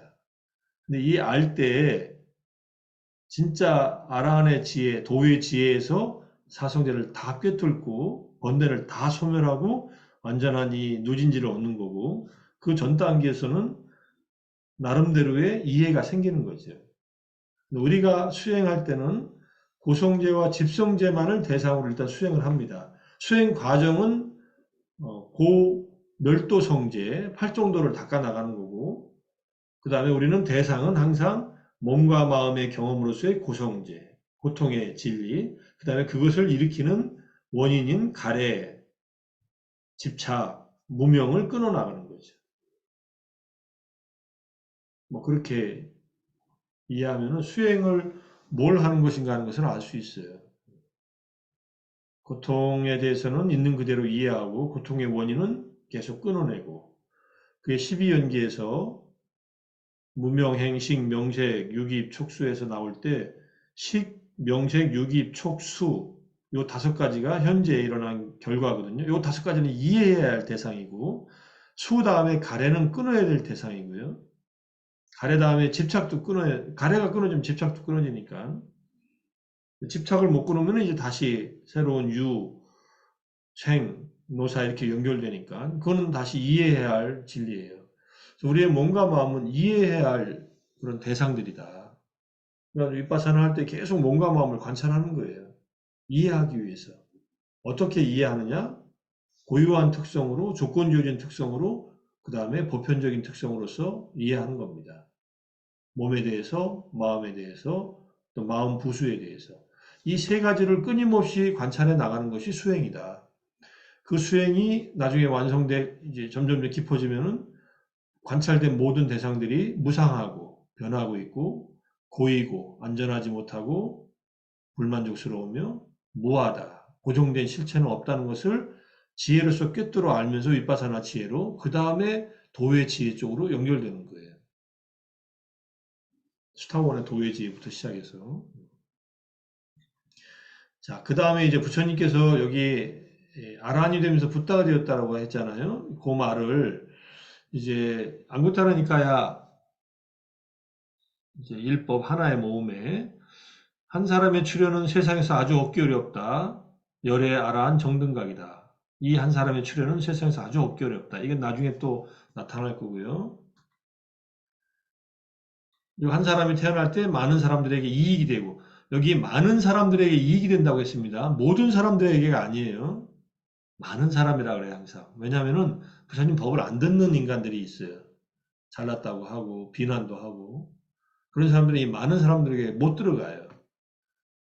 바후자나 이렇게 얘기합니다. 많은 사람들에게 이익이 된다. 자, 그 다음에 부처님께서는 예류과를 실현했으며 일례과를 실현했고 불함과를 실현했고 아라함과를 실현했다. 부처님께서 물론 이 전에 보면은 앞을 보면 이거 한 사람의 출현으로 큰 눈이 나타났고 큰 빛이 나타났고 큰 광명이 나타났고 이건 다 지혜의 빛, 뭐 지혜의 광명이고요. 6가지 의의 없는 것이 나타났으면 4가지 무예를 실현했고 여러 가지 요소를 통찰했고 부처님이 한 일입니다. 여기 내용은 여기 밑에 보시면 되고 그리고 각가지 요소를 통찰했고 영지와 해탈의 과를 실현했고 부처님이 예류, 일례, 불안, 아라한과를 실현했다. 저는 이 구절이 내가 이제 니까야를 읽으면서 부처님께서 보살행을 닦아서 얻다가 됐다 한다면은 나중에 성문영각 보살의 이 삼승설에 의하면은 보살은 이 성문의 이 길을 가지 않거든요. 그냥 보살은 바로 붓다가 돼요. 그래서 보살도는 바로 불도예요. 일불승이라고 나중에 법화경에서 얘기하는데 서가모니 부처님은 이 깨달음 얻을 때 요거 예류, 일례, 불안, 아라한과를 다 실현해서 붓다가 돼요. 이 구절은 깊게 생각해 볼 구절이라고 생각합니다. 부처님은 성문들이 가는 길을 마지막 생에 가요. 이거 이전에 한 번도 깨닫지 못해요, 부처님은. 마지막 생에 보살행을 다 닦고 마지막 생에 아라한이 되기 위해서 예류, 일례, 불안, 아라한 이렇게 거쳐서 갔다는 거예요. 그렇게 저는 이해를 하는데 어떻게 다르게 이해하시면 얘기를 하셔도 좋습니다. 부처님이 아라한과를 실현했다. 자, 그런데 문제는 아라한이 붓다가 된 건 아닙니다. 아라한은 붓다가 된 분이 아니라 아라한이 된 분이에요. 그래서 나중에 제자들한테 오비구가 아라한이 됐을 때 세상에 6명의 아라한이 있다라고 부처님이 말씀하세요. 6명의 정등각자가 있다라고 얘기하시지 않아요. 그래서 제가 이제 직접 들은 얘기예요. 선방에 있는 스님들이 야, 6명의 아라한이 있었고 다 아라한들은 붓다야. 6명의 부처님이 있었는데 뭐 이렇게 그냥 간단하게 얘기하시는 분들이 있어요. 이거는 아라한과 붓다의 차이를 안 보셔서 그래요. 이건 분명히 차이가 있습니다. 사리푸타 존자와 같이 가장 뛰어난 아라한도 열애의 경지를 모른다라고 해요. 그럼 어떻게 하느냐? 추론에 의해서 생각할 뿐입니다. 대사자후경에 나오는 얘기입니다. 나중에 또 얘기를 공부할 기회가 있을 겁니다. 그래서 부처님은 아라한과 예류부터 일례 성문의 사과를 통과해서 그 다음에 과거에 쌓았던 그 바라밀행의 완성이 일어나면서 붓다가 된 거지. 이 십바라밀을 완성하지 못했다면 우리가 앞에서 배웠던 이게 아라한에서 멈추는 거예요.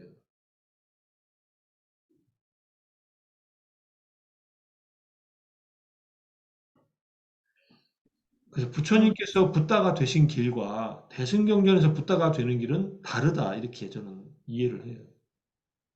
교수님, 제가 예. 몰라서 그러는데 이 니까야의 그 모든 내용이 다 중국의 그 대성 경전에 나타나는 건 아니죠. 뭐 아함경, 중화함 뭐 이런 데는 나타나지만 이 대승경전은 이런 것들을 알고 있었을 거예요. 대승경전을 만든 분들은요, 초기 불교와 부파 불교를 잘 아는 분들이에요. 적어도 반야경의 제작자들이 그렇고, 대승경전을 만든 분들은 그 당시에 기원전 1세기 이때쯤 대승불교가 일어나는데, 그 이전의 불교를 모르고서 대승불교를 일으킬 수가 없죠. 근데 그래서 이 내용은 예. 이런 경전들의 또는 다른 니까야의 경전들, 뭐 대승경전에 인용되기도 하고 재해석되기도 하고 그러니까 다 알고서 대승적으로 재해석했다고 생각을 해요, 저는. 음, 그리고 대승불교도 하나의 아비달마다. 근데 그 아비달마를 선택한 분들은 대승이야말로 진짜 부처님의 가르침을 전하고 있는 것이다. 이렇게 생각한 거죠. 그래서 최근에 이제 대승불교, 이제 일본에서 나온 대승불교 시리즈에서 사이토 아키라라고 이제 동경대 교수가 대승불교는 뭐냐? 대승경전을 불설이라고 믿는 사람들이 일으킨 불교다. 이렇게 간단하게 정의를 그렇게 했더라고요. 굉장히 맞는 말이에요. 대승불교도들은 대승경전을 불설이라고 인정을 해요. 그 인정 안 하면 대승불교도가 아니죠. 대승 비불설을 얘기하죠. 대승은 부처님이 설한 게 아니다. 근데 그분들은 그렇게 주장하고 있으니까. 우리한테 전해진 불교는 중국을 통해서 들어온 불교는 대승불교가 처음부터 주류를 이뤘으니까 대승이 당연히 불설이라고 생각하지만 그거는 대승의 입장이다. 대승의 입장을 제가 뭐 부정하거나 뭐 이럴 마음은 별로 없어요. 단지 대승에서 말하는 내용과 여기서 말하는 초기 불교 요 내용만 가지고 봐도 좀 다르다. 이제 제가 힘이 좀 나면은 다시 좀 더 공부를 해서 대승에서 말하는 붓다가 되는 길, 뭐 그게 화염의 10지나 또는 뭐 53 선지식을 찾아가는 선제동자의 입법계품의 내용이나 십지품의 내용이나 뭐 이런 것들을 통해서 분석도 해보겠지만은 뭐 쉽지는 않을 거예요. 너무나 방대하게 또 전개시켜 놨으니까. 또는 법화경에서 말하는 거기서 가는 이제 일불승의 길, 성문용각고사를 통합해서 붓다가 되는 하나의 길만을 얘기해 놓은 것. 만약에 이게 가능하다면, 근데 중요한 것은요, 예류과를 실현하면은 7생 안에 아라한이 돼버려요. 아라한과를 성취한 제자들은 아라한이 되면 윤회를 안 해요. 그러니 어디서 수행을 더 해요? 그게 종착점인데. 그런데 법화경에서는 아라한이 종착점이 아니라고 처음으로 얘기를 해요. 그래서 다시 아라한이 된 제자들에게 다시 붓다가 되는 수기를 내려요. 500제자 수기품부터 시작해서 대아라한들한테 다시 수기를 줍니다. 이거는 법화경을 만든 사람들이 아무래도 안 되겠다. 저 부파불교의 아라한들을 다시 우리가 끌어들여야겠다. 라고 하는 의식이 있어서 아라한들을 수기를 주기 시작합니다. 그렇게 믿으면은 그렇게 믿을 수 있는데 아라한들이 어디 있는데 또 수기를 받아요? 근데 대승경전을 보면은 아라한이든 붓다든 어디서 이렇게 부처님의 세계에 살고 있어요.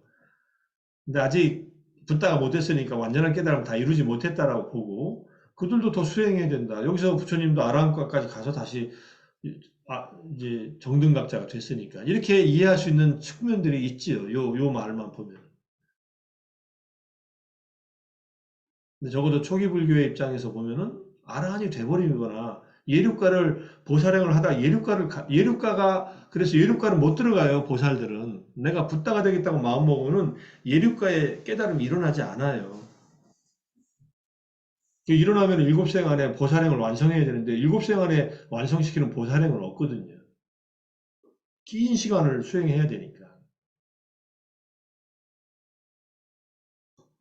우리 이제 대승불교를 이제 공부하시고 전공하시는 분들이 있다면은 제가 이게 지금 갖고 있는 이 생각들과 언제 한번 진지하게 같이 더 깊게 얘기를 나눠볼 필요가 있을 겁니다. 저도 뭐 대승경전들 반야경부터 법화, 정토경 뭐 등등 뭐 산스크리트 원전어도 읽고 어려서부터 대승경전도 읽고 했는데 초기 경전을 가지고 대승경전을 다 뭐 평가할 수도 없지만 또 다른 흐름이니까. 근데 적어도 초기 경전에 나타난 붓다가 되는 길은 대승경전에 나타난 붓다가 되는 길은 좀 다르다 이렇게 느껴져요.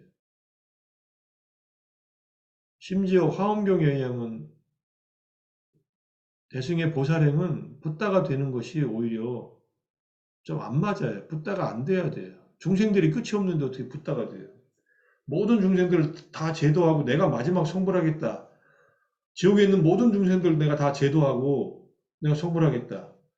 보현행원에 나오는 보현보살도 중생계가 끝없고 허공계가 다 하도록 보현행원은 끝이 없으리. 그럼 계속 보현보살로 살아야 돼요.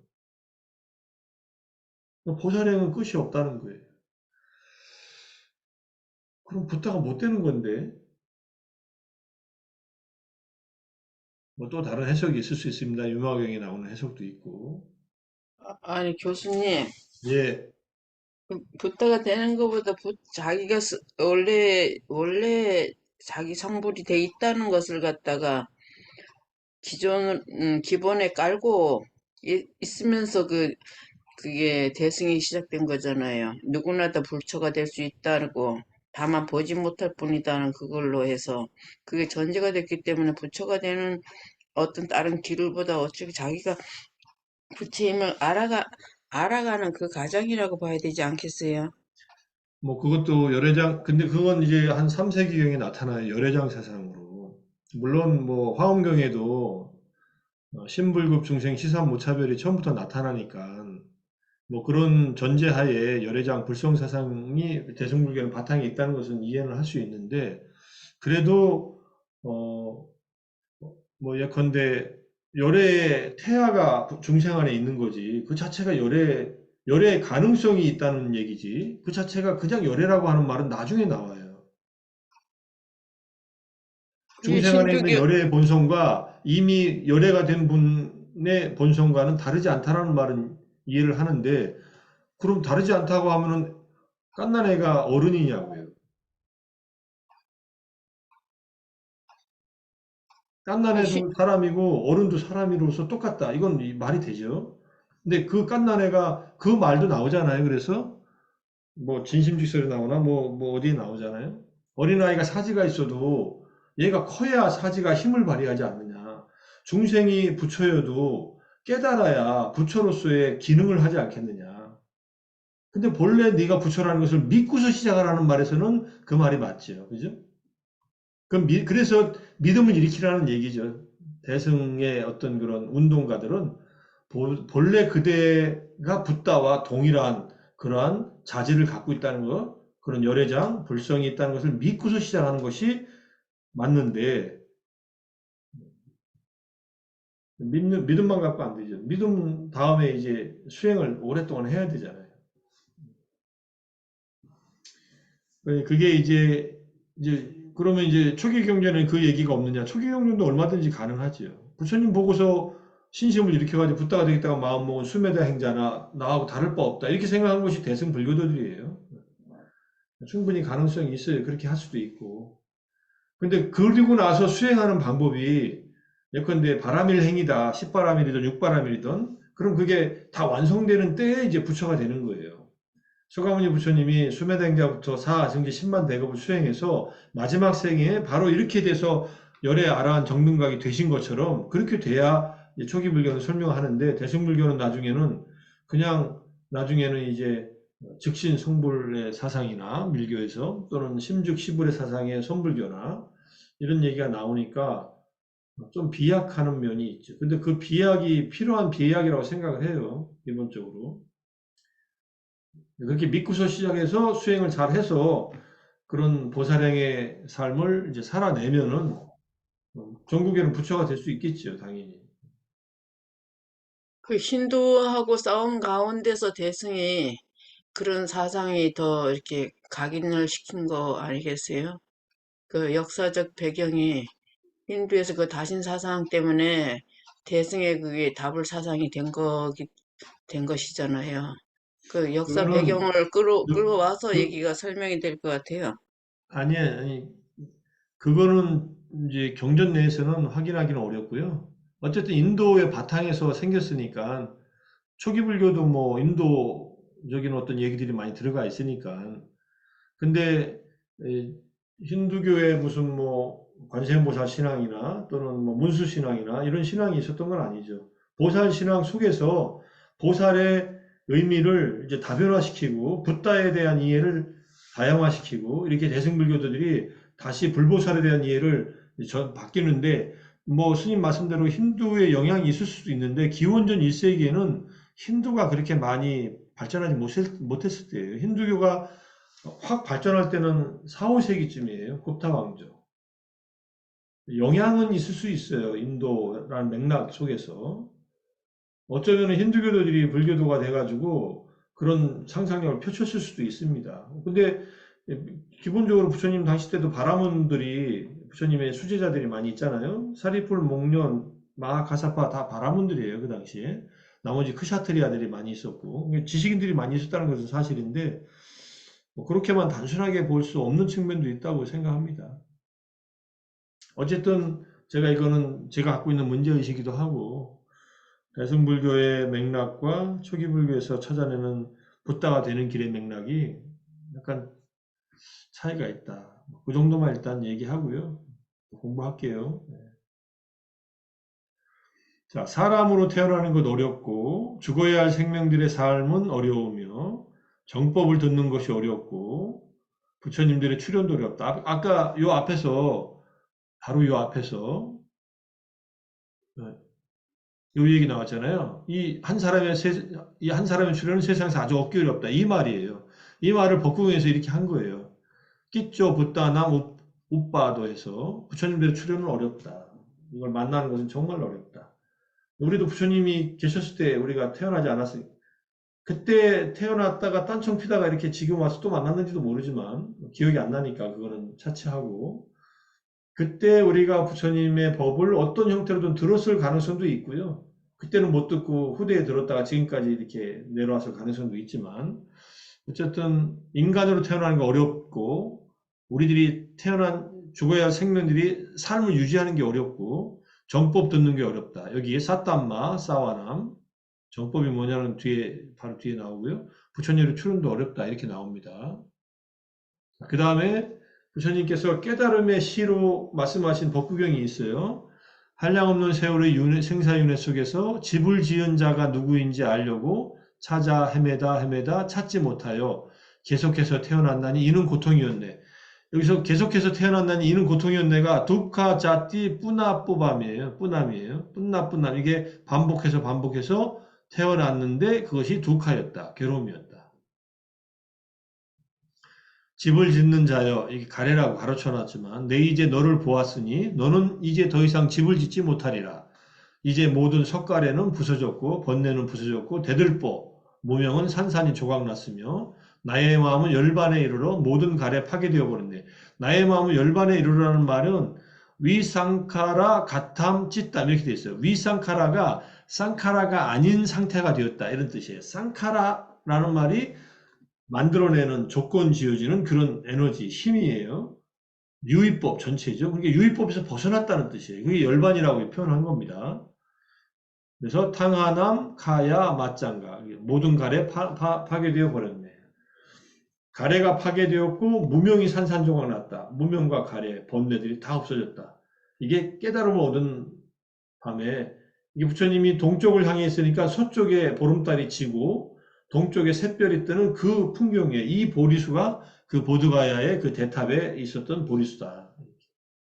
그리고 실제로 강이 여기 있지 않습니다. 뭐 강이 흘러서 이쪽에 있을 수도 있지만 동쪽에 있어요. 앞쪽에 있어요. 사실 부처님 앞쪽에. 근데 이게 아마 풍경을 막 그리다 보니까 그린 것 같아요. 부처님께서 이렇게 마주하고 있는 이쪽이 향해서 이련선화가 있어요. 이렇게 흘러가니까는 뭐 모르겠어요. 뒤쪽으로까지 흘러간다는 잘 모르겠지만 가보면은 길이 그렇게 돼 있더라고요. 이게 깨달음의 시다. 아네카자띠 삼사라. 아네카자띠. 에카가 아니다라는 것은 많다. 한량없는 생사의 윤회, 세월의 생사윤회에서 이런 얘기입니다. 부처님이 숙명통을 하고서 본 것이죠. 그다음에 이제 누진통을 해버린 것을 이제 표현한 시예요. 이게 부처님의 오도송이라고 하는 법구경의 153번, 154번 개성입니다. 여기까지 해야겠네. 89번까지. 90번 들어가면 이제 10시 혹 넘어갈 것 같으니까 혹시 질문 있으면 하셔요. 89번까지 할게요. 오늘.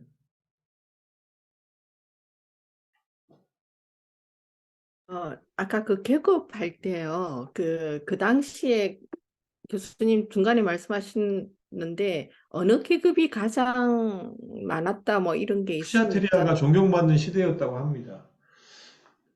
아니 어느 계급이 그니 많았다는 것은 왕족들이 제일 많은 계급은 평민과 노예 계급이겠죠. 아니요. 그때 부처님의 제자가 되었던 사람들 중 바라문하고 크샤트리아들이 많아요. 예.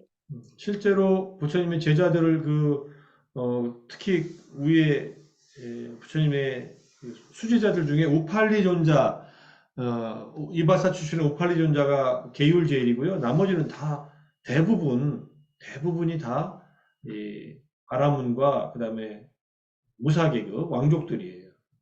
이들이 지식인들이잖아요, 당시에.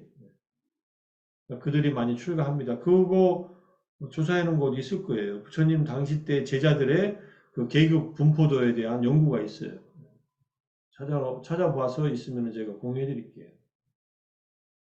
근데 부처님 속가족들 대거 출가하잖아요. 많은 바라문들이 부처님 만나가지고 대담하다가 출가해가지고 또 다들 또 알아는 되고 일부 평민들이나 또는 이미 출가했던 외도들 중에서 뭐 그런 노예 계급들이나 이 사람들도 출가해가지고 또 다시 성단의 일원이 되니까 부처님은 조건 없이 모든 계급한테 다 똑같이 가르쳤는데 그런 것 같아요. 이제 지금도 불교를 이해하고 또는 실천하려고 하면은 불교는 좀 어렵잖아요, 그죠? 어려운 것을 어렵다고 해서 이제 외면하지 않고 이걸 받아들이려면은 나름대로 자기 삶에 대한 고민도 있고 성찰도 해보고 그 다음에 어려운 것을 좀 이렇게 극복하려고 하는 의지도 있어야 되는데 그게 하루하루 먹고 살기 바쁜 사람들은 그래서 찾아올 수도 있지만 그래서 어려울 수도 있어요. 불교를 이해하고 실천하는 측면으로 접근하기가. 뭐 이거는 꼭 차별둬서 하는 얘기가 아니라 기본적인 성향들이 그런 면도 있고요. 근데 아주 유복하면 또 별로 부족한 게 없어서 또 안 찾아올 수도 있어요. 근데 돈이 많다고 행복한 건 아니니까 돈이 많은데 괴로운 사람들은 또 불교를 찾는 사람들도 많이 있죠. 돈이 애물단지잖아요. 없으면은 괴롭고 많이 있으면 또 지키느라고 괴롭네. 그래서.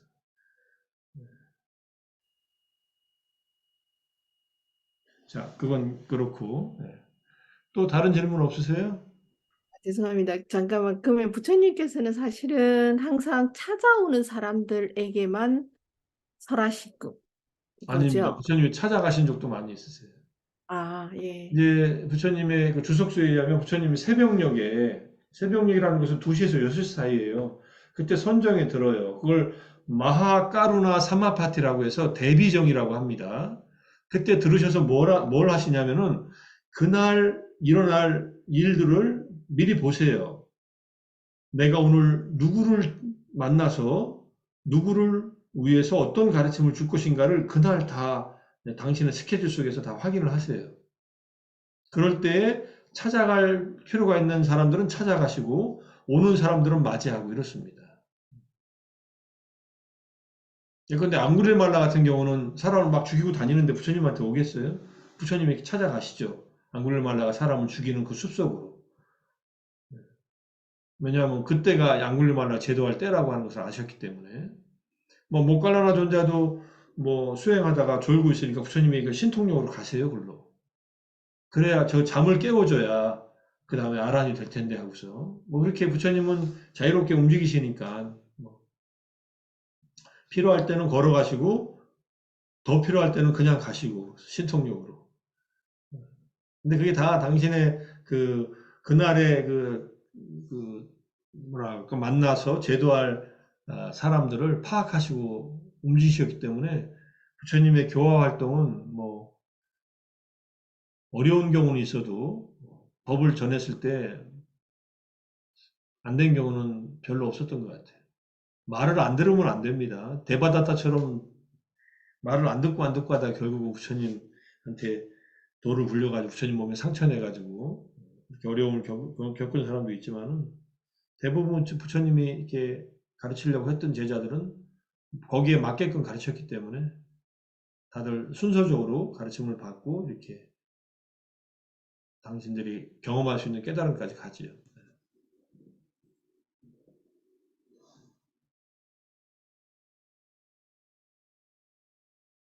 여기까지 공부할까요, 오늘? 자, 오늘이 10번째더라고요. 그래서 10번째 일단 마치고요. 또 다음 주 4월 7일 날 또 뵙겠습니다. 예. 편히 쉬십시오. 감사합니다. 감사합니다. 예. 감사합니다. 몇 번 빠졌네. 아이, 참. 감사합니다.